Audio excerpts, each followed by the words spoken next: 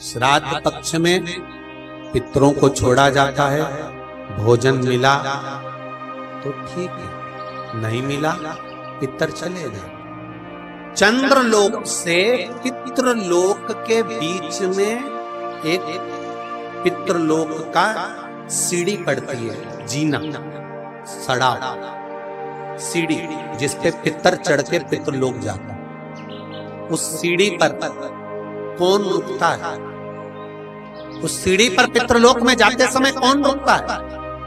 तर्पण शिव महापुराण की कथा कर रही है कि पंचमी का श्राद्ध था, पितर आए पर आपके यहाँ पर उनको भोजन नहीं मिला, वो पंचमी के दिन का श्राद्ध नहीं जीन पाए, चले गए।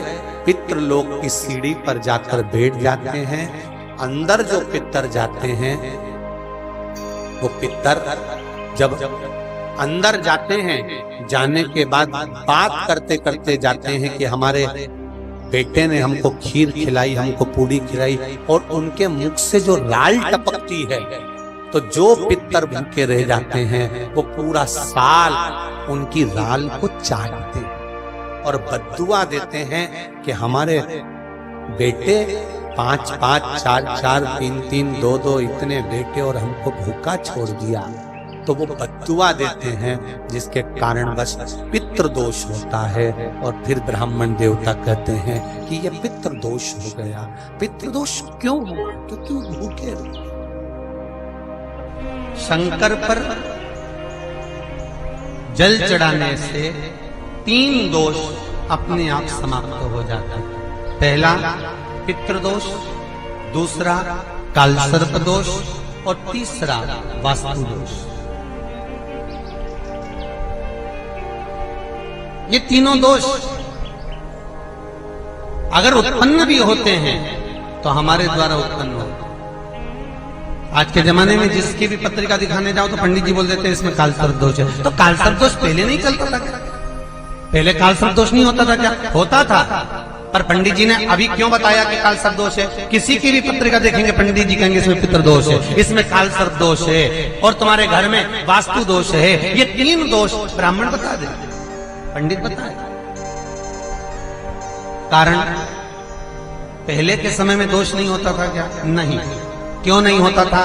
कि पहले के समय में घर के अंदर से, रसोई घर में से 1 लोटा पानी भरकर रसोई घर से लेकर घर की बहू, बेटी, बेटा, पति, जो भी घर का व्यक्ति है, 1 लोटा पानी ले जाकर, कलश ले जाकर घर के रसोई घर में से ले जाकर शंकर के शिवालय में, शंकर के शिवलिंग पर चढ़ाता था।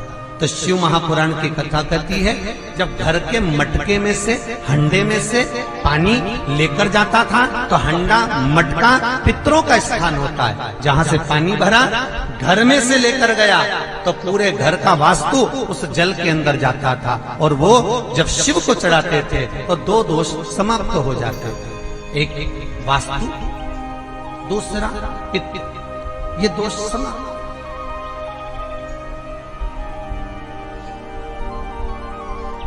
तीसरा दोष कालसर्प दोष कहां से आया?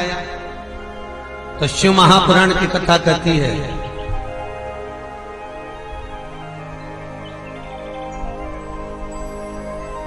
जलंधर की धर्मपत्नी वृंदा को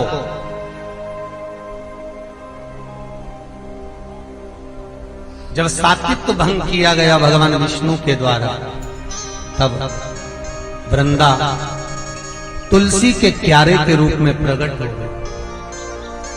और वृंदा ने शंकर भगवान से कहा, भोलेनाथ, सारे देवताओं का चढ़ा हुआ जल मुझ पे चढ़ सकता है, और मैं भी सारे देवताओं के लिए समर्पित रहूं, सारे देवताओं। पर भोलेनाथ,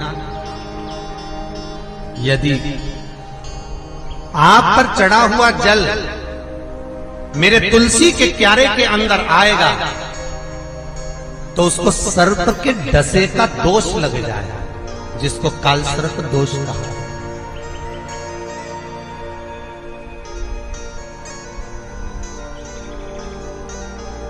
जिसको कालसर्प दोष, इसलिए हमारा हिंदू धर्म कहता है कि भगवान के स्नान का जल दूसरे वृक्षों में डालना चाहिए, पर तुलसी में नहीं डालना चाहिए। पहले के समय में घर में बगीचा बड़ा होता था तो लोग जल को ले जाकर वृक्षों में डाल देते थे। आज के जमाने में ले दे के केवल एक तुलसी का पौधा मिलता है, जो भी भगवान को निलाया ले जाके तुलसी में डाल दिया।